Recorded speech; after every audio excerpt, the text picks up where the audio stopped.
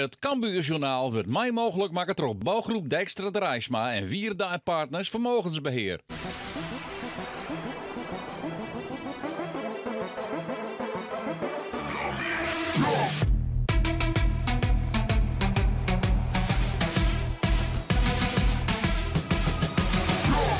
Welkom bij het Cambuurjournaal Jellier Oersjoch. En wat voor een Jellier wie het vaart de Ljouters. Een geweldig Jellier.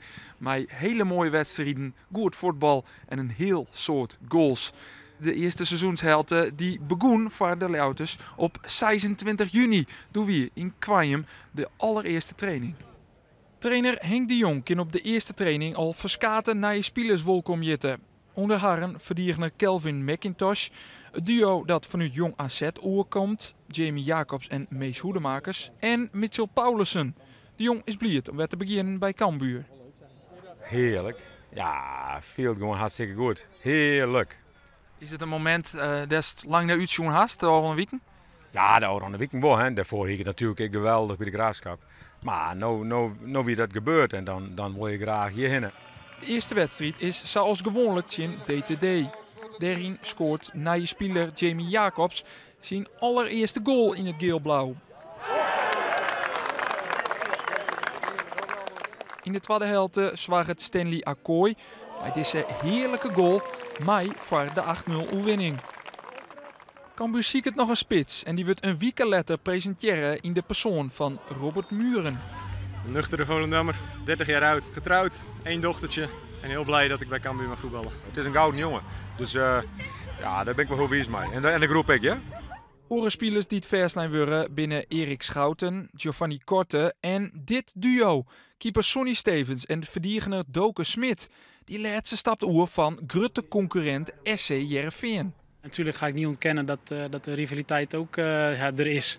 Maar dat is denk ik ook juist het mooie van sport. En van het voetbal, want daar horen emoties bij en dat is denk ik ook mooi. De eerste competitiewedstrijd is een bijzondere voor Henk de Jong. Cambuur speelt het uit tegen zijn vorige club, de Graafschap. Maar dan gebeurt er dit, de voorzet van Van Mieghem en het dueltje daar tussen McIntosh en Seuntjes. En dan komt er een penalty.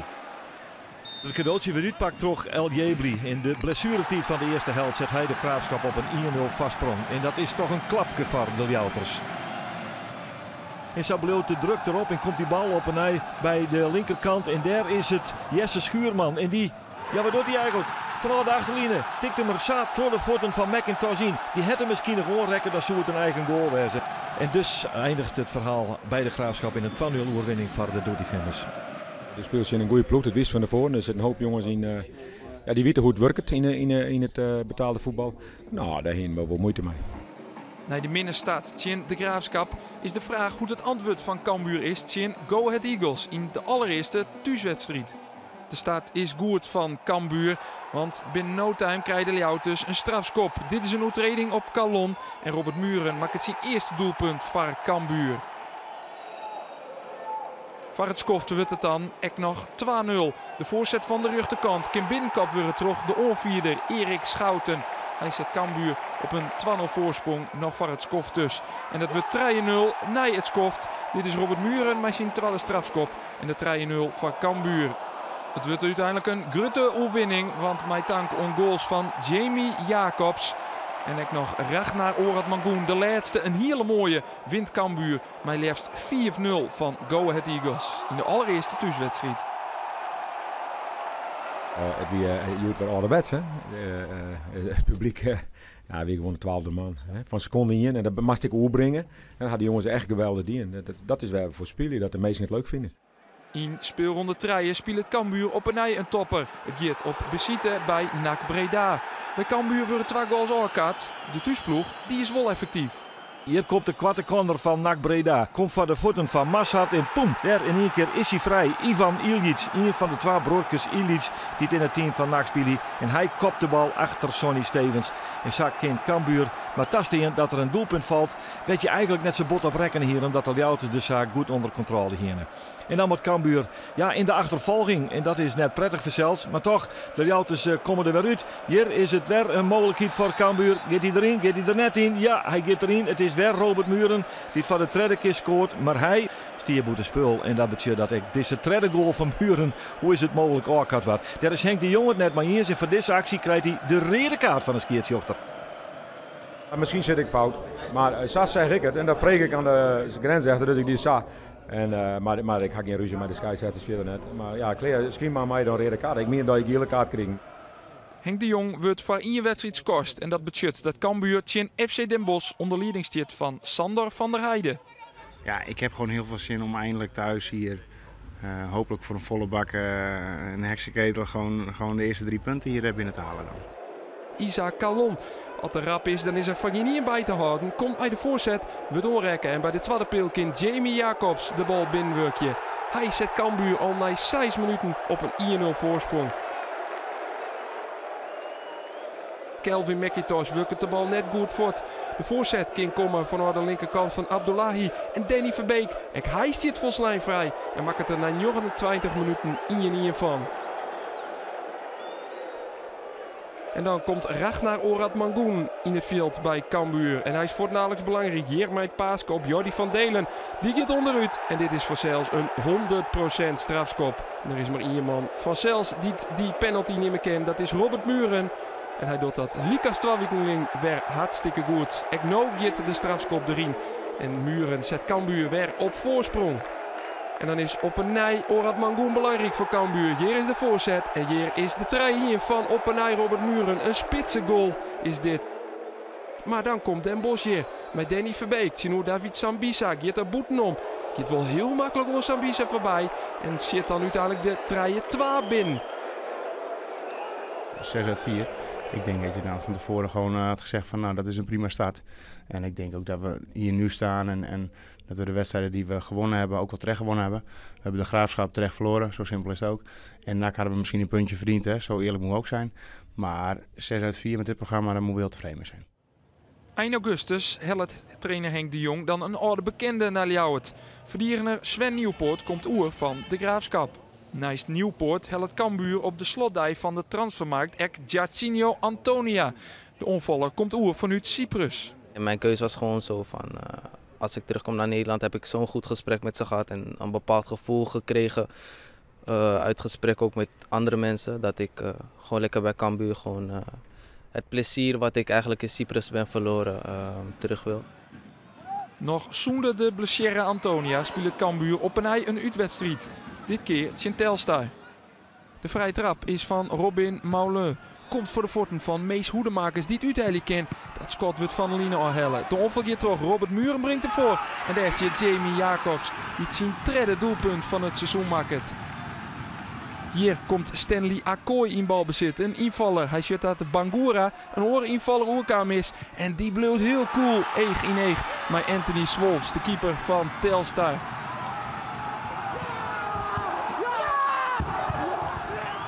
Nou, ik zag dat die bal werd verplaatst. Eerst had Ragnar hem en toen draaide Stanley volgens mij open. En ik zag dat. Ik dacht van ja, nu is de kans. Gewoon mee op. En Alex Bangura op het scoreformulier. Ja, ja. Voor het eerst, hè? Hopelijk niet voor het laatst. Dan slaat de schrik daar bij Cambuur. Henk de Jong wordt net goed en wordt ophellen door een ambulance.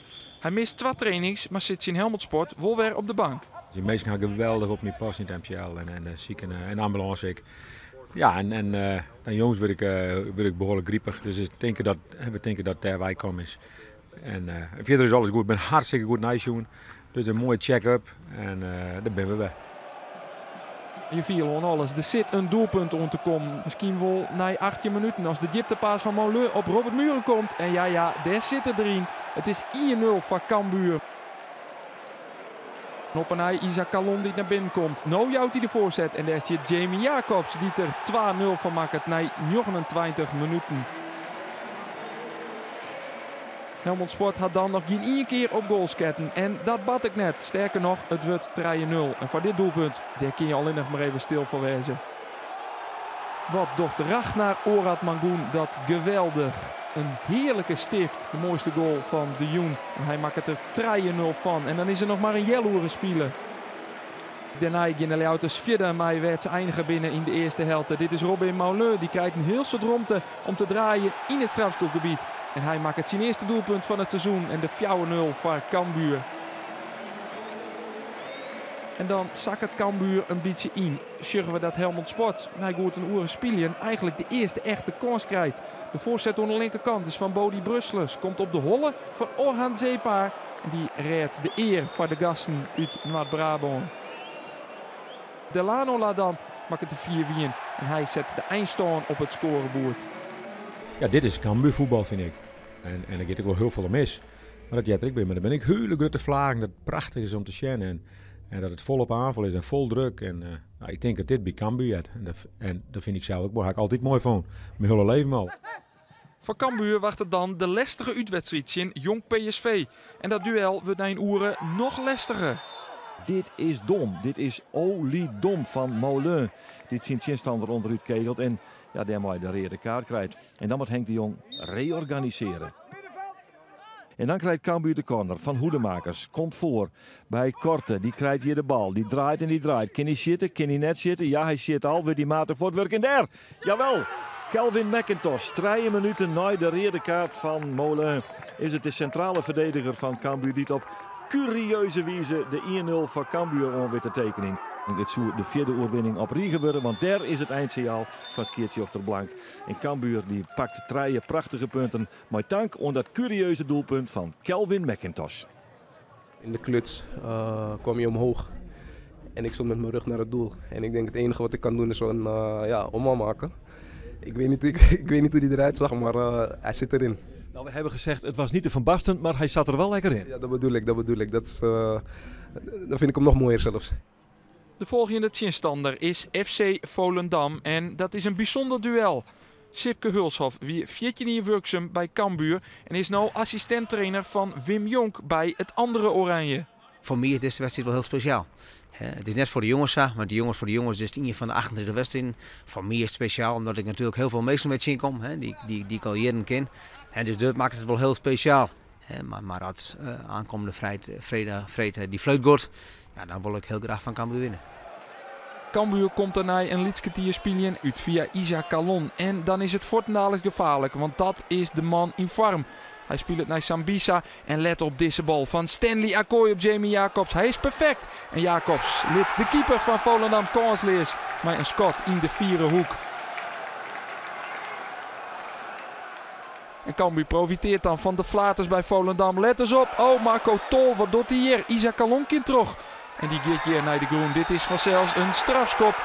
En skiertzuchter Van der Laan, die is wis. Die houdt er ook nog eens een rode kaart bij voor Marco Tol. Robert Muren, die mij onlezen. De specialist van Cambuur, de penalty specialist. Lid Nordin Bakker kans lezen. Maakt het er 2-0 van voor Cambuur. Muren komt hier in balbezit. Nee, op een eindom balverlies bij Volendam. Hij bloedt heel restig. 1-1 met Bakker.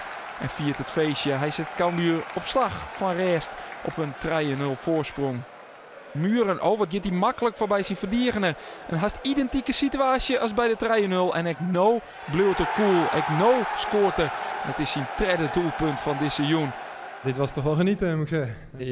Je gaat hierheen met de gedachte dat het wel een lastige avond kan worden. En dat weten we allemaal. En dan kom je eigenlijk, in het begin is Volendam even wat sterker en dan maken wij de 1-0. Ja, en dan gaat het snel, komt rood. En dan spelen we eigenlijk al een gewonnen wedstrijd. Cambuur kent in Excelsior dan winnaar worden van de eerste periode. Een bijzonder duel voor Jordi van Delen. Zijn vriendinnen werkt het voor Excelsior TV. Dit is Excelsior thuis. Nou, ze heeft gezegd dat het voor Cambuur is dit weekend, dus ik moet er maar geloven. Muren, die verliest de bal, maar knakt hem dan goed waarom. Sander Fischer treuzelt lang, verliest de bal en via Robert Muren komt de bal bij Jamie Jacobs. Die zit de bal dan wel heerlijk in het goal. Het is 1-0 voor Cambuur na 23 minuten en het is op en na Jacobs die het scoort. Goeie voorzet van Calon. Oh, wat doet Excelsior daar achterin. Ze stint een stuntel in. Komt de bal voor de voeten van Jordi van Delen. En dan is het 2-0 voor Cambuur. En het wordt nog mooier, want hier bij de tweede peel keer Ragnar Orad Mangoen de 3-0 binnenkoppen. Het feest is compleet voor Cambuur, voor de supporters. Het is 3-0 en het is nog net niet eens skoft. Wat een weelde voor de Ljouters. Dan goed 10 minuten voor tiert. Liek het Cambuur de wedstrijd te beslissen. Let op deze paas van Muren. Geweldig. Geen boetenspul voor Calon. Onder in beeld komt Antonia al sprinten. En die maakt deze bal van Calon van Celsoor. Het is 4-0 en het slotakkoord van Cambuur is voor de invaller Jacinho Antonia. En is dat het laatste van deze wedstrijd. Cambuur wint maar 4-0. Wint net de periode, want NAC Breda wint. En dus gaat die eerste periode naar Harren. Maar wel een hele mooie jong van Cambuur. Mag jij het huis nog in vanavond? Ik hoop het wel. Misschien heeft ze de deur van, als ik thuis kom vannacht op slot gedaan. Maar ik hoop dat hij nog open is. Ja. De goals vallen in wedstrijden van Cambuur als riepe appels. Alleen slag het in de uitwedstrijd tegen MVV Maastricht net. De Ljouters presteer je onder de maat en komen het verder als een 0-0 leek spul. En bij die uitslag maaien ze net mopperje. Die keer wel een beetje angst erin. Nou, wij niks hoeven als angst, hè? Maar dat hoeven wij net. En hoef ik net bang te werden dat we een keer bovenaan komen, maar dat geef ik wel verrouw. Dus dat is eigenlijk wat er weer, weet ik net. En dan maar wachten te komen. Ray van Scherje kind dan zien Top Os dat op visite komt in het Cambuurstadion. Het wordt de Grutte Isaac Calon show. Calon die er na 10 minuten 1-0 van maakt. Wat wie er hier onta zijn allereerste doelpunt voor Cambuur dit seizoen. Maar in de blessuretijd van de eerste helft wordt het dorst 2-0. Het is een cadeautje van Top Os. Sinterklaas is het nog net, maar cadeautjes worden wel voor het doen door Lorenzo Piqué en Robert Muren. Die matjes zijn kans net Jan. Aan het begin van de tweede helft is dit Ragnar Orad Mangoen bij de actie. Sjoerd Calon vrijsteen, die is in vorm. En hij maakt het zijn tweede doelpunt van deze wedstrijd. Je maakt je nooit een doelpunt. En als dan 1 keer die bal brutsen is, dan vliegt de ene naar de oren erin. Cambuur wordt dan een beetje geholpen. Dit is Nieuwpoort die de bal naar Calon speelt. Calon helpt uit. Oh, wat doet die keeper daar? Ze jouwen nog meer cadeautjes bij Top Os. Want dit is vanzelfs een oegrieselijke blunder van Perquis. En Top Os jouwt nog meer cadeautjes. Want dit is 10 minuten voor tiert. De 4-0 van Isaac Calon. Een goede voorzet van invaller Antonia. En de Joene wordt compleet van Calon. Wat belibbert die? Een bijzondere wedstrijd. 4 doelpunten in 1 wedstrijd. En hij bezwaart het Cambuur ermee een overwinning. Een lietsminpuntje op die mooie overwinning van Cambuur is dat Top Os er nog wel eentje maakt. Dit is Lars Hutten die het makkelijk voorbij gaat aan Jordi van Delen. Maar het maakt het net uit. Isaac Calon, dat is de man of the match. Hij maakt het 4 doelpunten en bezwaart het Cambuur de 4-4 overwinning en de koppositie. 4 goals heb gemaakt, dat is heb ik nooit eerder gedaan in betaald voetbal. Dus ja, dat is sowieso dat het super speciaal voor mij is. En dat ik deze avond niet ga vergeten. En ja, goede uitslag neergezet. We staan eerste ook in de competitie. Dus ja, al met al gewoon een hele mooie avond. Koprenner van de eerste divisie, hoe is dat? Ja, mooi. Ja, het is wel lekker, hè? Ja, nee, maar dat heb ik verzinnen, hè? We zijn echt, op dit moment ben we goed. En ja, we zien hoe lang door het, hè? Dus, maar de stand is leuk, hij krijgt even zien. Het zit goed. Bij Jong FC Utrecht komt Cambuur een oude bekende tjen. René Haken is coach bij de belofteploeg en docht het boppen verwachting. Echt in zijn hardwerk jouwer Cambuur. Bloedt wel een hoekskopoer vanuit de linkerkant. Die komt op het barst van Mitchell van Rooyen. Wordt net goed verdieren terug Cambuur. En hij maakt het dan de 1-0 van Jong FC Utrecht. Dan Antonia, de invaller, die is rap van zelfs met de voorzet. Komt die jitje in de haan, is dan de vraag. Ja, zei skiertzuchter Stan Teuben. En dus met Robert Muren onlezen voor de liekmakker. En Muren die bleef cool en schoot die 1-1 binnen. Zijn 10e doelpunt van dit seizoen. Henk de Jong tjen René Haken. Cambuur tjen Jong Utrecht eindigt het in 1-1. Ja, toch de uitslag. Spelers gewoon een goede ploeg, hè? Die speelt uit bij NAC 0-0. Speelt in de Graafschap 2-2. Zit op 5e plek van mij, zoiets, 5e size. Ja, die speelt net sinds samen wat. Een week later komt NEC naar Ljouwert. Een wedstrijd waarin het wachten is op goals. Waar scoort er? Wutter scoort in zijn ja Trova. Dat is eigenlijk de vraag. NEC dan weer, maar de onval daar. En dan is het daar een prachtige redding van Sonny Stevens. Hij stiert eigenlijk op de linkervoet, maar hij pakt de maar de jochter nog. En kinderverzwaardig je dat NEC net onscorend daar komt. En zo bleef het maar 0-0. Bleef het maar 0-0. Op een ei, balbezit voor Cambuur. Bal wordt de 16 meter in pompt. En daar is het schot van Molen in de rebound van Muren. Ja, die hier er ek in mocht. Dit binnen echt grote kansen hier. De NEC-supporters weten het al. We pakken een punt in Ljout in de Doggershek. Cambuur en NEC. Mooie wedstrijd, maar geen doelpunten. Ja, de 2-12-3-3 wedstrijd. Dan hier een spectaculaire wedstrijd was. Nu weer een heel hoog niveau wedstrijd. Wat de meesten niet wel herkennen, denk ik. Maar dat is jammer dat ze net krijgt die 1-0 pakt. Dan met Cambuur naar Roda JC. En daar hebben de Ljouters in de historie nog niet gewonnen. Dit is het begin van de wedstrijd. We zitten nog maar in de 4e minuut. En let even op, want hier is het Antonia die het uitwerkt. Muren die het terugkopt. En Molen die het gatsie zocht. En die kinderen van terug in de luid het totaal iepen aan de kant van Roda JC.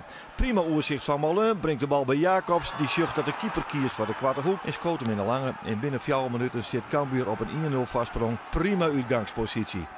En dan kan Roda JC eruit komen. Op de rechterkant, want daar ligt vaak het gevaar. Erik Schouten, die liet het al hier wat gebeuren. Doken Smit kan de bal lekker onder controle krijgen. En poef, daar leidt hij erin. Ike Oekbo. Nou scoort hij wel. En na 34 minuten is het gewoon 1-1. Hier komt de prachtige voorzet van Calon. En daar is dit een spitse goal of net? Ik dacht het wel, hè. Robert Muren van zijn 11e doelpunt bij Cambuur.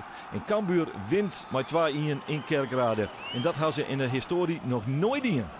Nee, maar nou wel. En ze zei een paar kansen aan, maar ja, ze spelen op een counter. Hè, in thuiswedstrijd. En dan mag het spulje maar even meidje, hè, in die verdediging. En we hadden kansen aan. En ik vond dat met name het eerste jaar vond ik echt top. Cambuur docht het goed en dat betekent dat de fans de wij naar het stadion manmachtig witten te zien. Ook in de thuiswedstrijd in Almere City worden de fans verwend. Dit is de onvierde, Erik Schouten. Die zucht dat Jamie Jacobs diep gaat. Die leidt er in één keer clear voor Robert Muren. En dan is hier de 1-0. En wat een heerlijk doelpunt van Cambuur. Robert Muren, de topscorer van de Ljouters, maakt het alweer zijn 12e doelpunt van het seizoen. En dan gaan de spelers naar de sidlijnen. Houden ze het shirt met nummer 2 omheen. Dat is het shirt van Jordi van Delen. Die het deze week opereren is om een knibbelblessure. Voor de 2e keer in een kwartkwartier. En hij had het schoen, zeggen we om deze tweet. Cambuur wil dan verder gaan en is heel rap in de counter. Maar deze Antonia, let eens op, een sprintwedstrijdje dat Antonia makkelijk wint van Blackson. Hij bleef cool. Jouwt ook nog een voorzet die Jamie Jacobs bij de 2e peel binnentikken kan. Wat een prachtige counter wie dit van Cambuur. Ze binnen er dan heel vlug uit. Wat wil je mij een speler als Antonia die op de brommer is en hoe griezelig rap is. Dan is het op een ei Molen die on de basis zit van een onval. Aan de rechterkant komt de bal bij invaller Orad Mangoen. Die helpt uit en daar staat Van Cels. Zoek haast ze op het goede plak. Jamie Jacobs. En hij maakt het er 3-0 van na een uur spelen. Daarmee is de wedstrijd vol spelen. De inzet van Cheyenne Harrison. Is die bal over de line? Ja, zei het skiertruchter Ingmar Oostrom. De goed 9200 taskorgers in het Cambuurstadion hebben we een mooie wedstrijd zien. Er komen steeds meer. En ik merkte de swing iets daar. Het moest even loskomen. Maar ik een protte jonge band komen. Dat is ik mooi, want die moet later ik wel komen. Maar ik vind het zo mooi voor de meesten. De club is gewoon geweldig. Dat ze leeft. Dat doet me heel veel. Traditioneel had Cambuur het lastig in het Jan Lauwerstadion in Eindhoven. Nu komt de Ljoute-trein ek pas in de 2e helft op stoom. En Sjurgier, wat komt Cambuur geweldig uit de kleedkamer. Het is Kelvin McIntosh die een minuut na het skoft al de openingstreffer binnenkomt. Cambuur komt er volle vaker uit als in de eerste helft. Hier is het Calon bij de voorzet. En Robert Muren die er in de 51ste minuut 2-0 van maakt. Ze stelt Cambuur in de eerste 6 minuten van de 2e helft waarder op zaken. Hier is het op een ei Cambuur in de onval met Molen.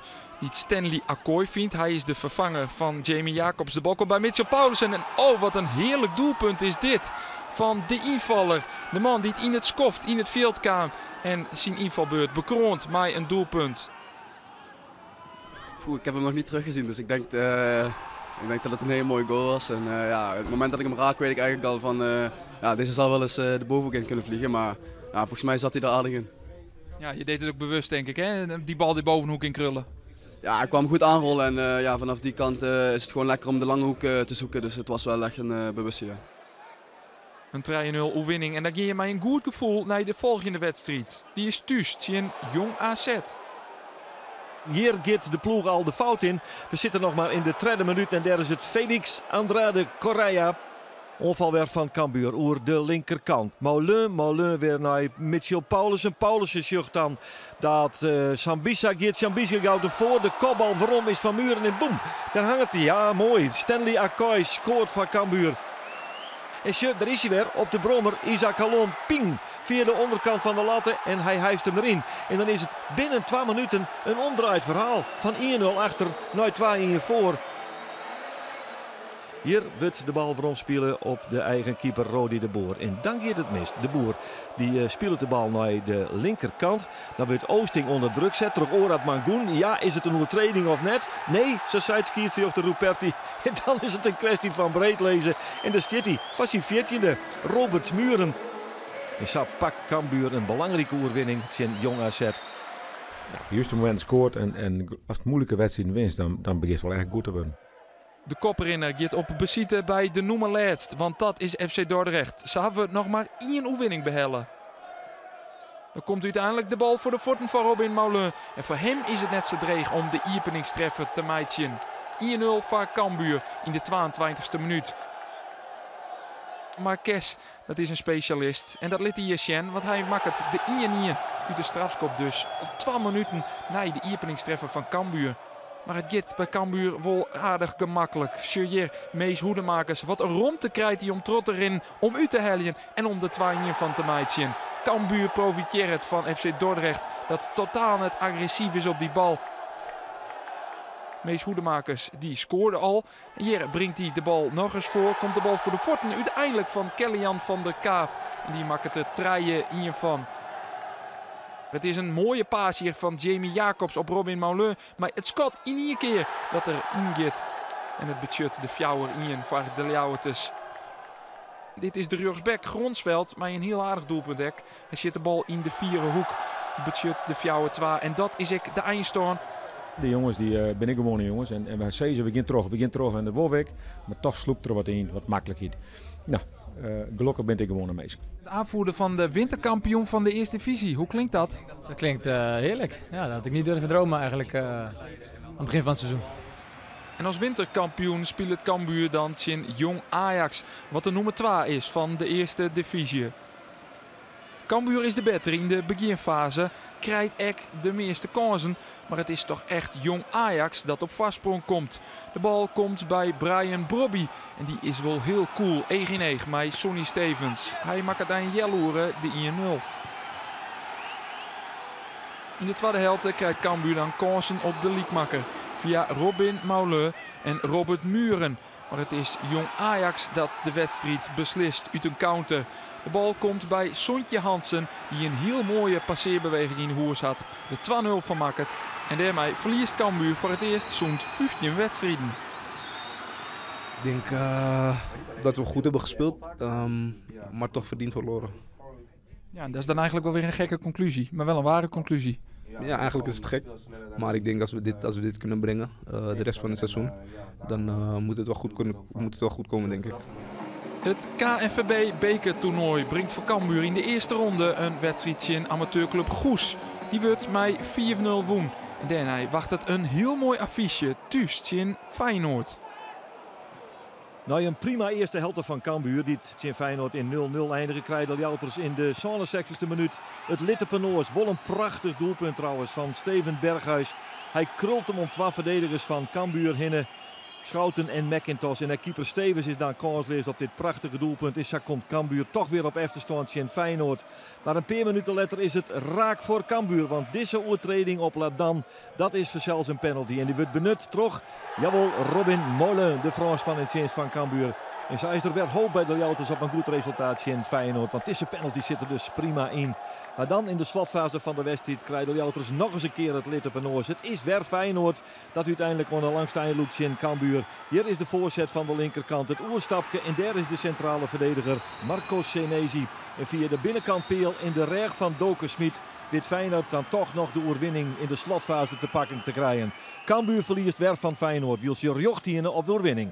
Ja, dit zien we winnen, Martin. Ja, dit zien we winnen, Martin. Hè. Maar zo goed voetballen. Zo, net normaal, jong. En die Feyenoorders kom ik altijd bij me. Die zei, wat is dit, jong? Ja, dat is wel mooi. De meesten zijn eerlijk binnen. Over wat er gebeurd is. Nou ja, en dan winnen ze. En dan mag ze de Hoijaan gefeliciteerd. Het bekeravontuur zit erop, Erik. We kunnen er lang en breed over praten. En je moet ook niet te lang blijven hangen in deze teleurstelling. Want zondag wacht alweer een wedstrijd. Ja, dat is voor ons nu het allerbelangrijkste. Dat we het seizoen goed afsluiten. Of tenminste het jaar goed afsluiten. En tegen Excelsior 3 punten pakken. En daar gaan we alles aan doen met z'n allen. Want dat is belangrijk. Het was een jochetje goed afsluiten.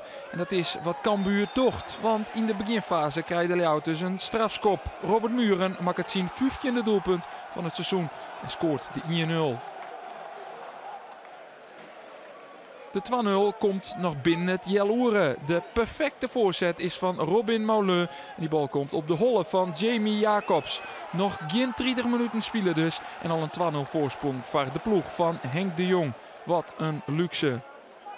Maar in de tweede helft maakt het Cambuur het dan net af. En dan zul je altijd zien dat de thuisclub dichterbij komt. Dit is Rai Vloed die de ontsluitingstreffer maakt. Wordt het dan nog spannend in die slotfase? Nou, het antwoord is nee. Want het is Isaac Calon die het op onjouwen van Robert Muren de trui inmaakt. En daarmee de wedstrijd beslist. Cambuur geeft mij een heerlijk gevoel de winterstop in. Als dat juist was wat de jood bij mij is, hè. We zijn begonnen met uitvak vol, hè? Ja, 20 mensen mee begonnen, toen 40 en nu zitten we op 400. En dat heb ik nodig, want we gaan elke overwinning straks komen we dichter bij ons doel en dat is omhoog, hè. Maar dat is jou nog wonnen natuurlijk. En dan ga ik het net ook kampioen, maar als het omhoog is, best kampioen, hè. Daar gaat alles om. Maar wat een seizoenshelft, Henk, om toch even een kwart voor rond te zijn. Hier is dit verwachten, 44 punten in 20 wedstrijden, riant bovenaan. Ja, de 44 punten is onvoorstelbaar vol, onvoorstelbaar. Maar mooi voor u, toch? Ja, prachtig. Is het ooit voor Jette gebeurd? De zoveel punten net nevens mij. Nou, dit is dan mooi voor u al, ja. Cambuur had een echte goalgetter in de hoes. Dat is Robert Muren. Hij zit de ene naar de orenbal erin. Is daarmee heel belangrijk voor Cambuur. Maar de vraag is vanzelfs, wat winnen nou zijn 3 mooiste doelpunten in het geel-blauw? Volgens mij heb ik niet veel mooie goals gemaakt. Maar het is niet zo dat ik vanaf 30 meter een bal in de verre kruising peren. Dus, die zitten er niet tussen. Maar van mij kon ik ook die goal tegen AZ neerzetten. Want ik vind elke goal even belangrijk. Dus hoe mooi hij is, dat maakt me niet uit.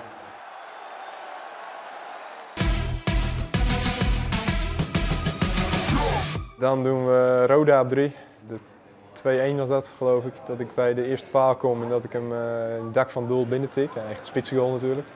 Die week ervoor hamerde ik steeds op dat ik die bal bij de eerste paal wilde hebben. En, daar hadden we nog wel wat moeite mee. En, ja, nu kwam het eigenlijk perfect zo uit. Dat Isa hem voorgaf precies tussen de keeper en de laatste lijn in. En ik kon hem, met mijn punt kon ik hem zo in het dak van de goal schieten. Ja, dat zag er wel mooi uit, moet ik zeggen.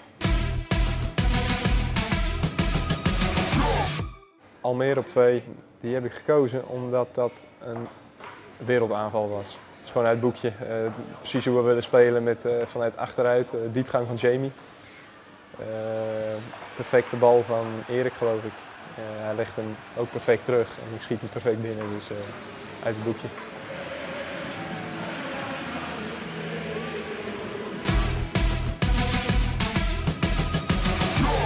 Die tegen Volendam op 1. Het begon vanaf de middenlijn, ja. En ik ging de verdediger voorbij en kwam schuin op de goal af.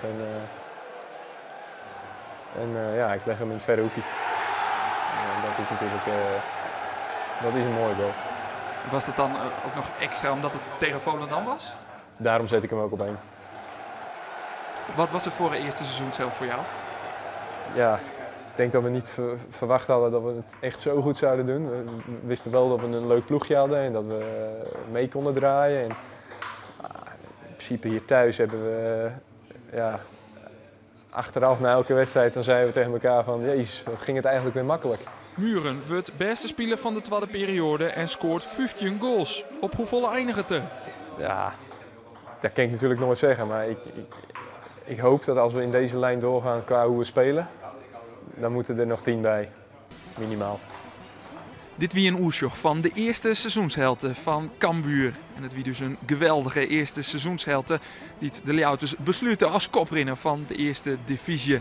In 2020 binnen we de Van weer. Dan is de eerste wedstrijd op vreed 10 januari tegen FC Volendam.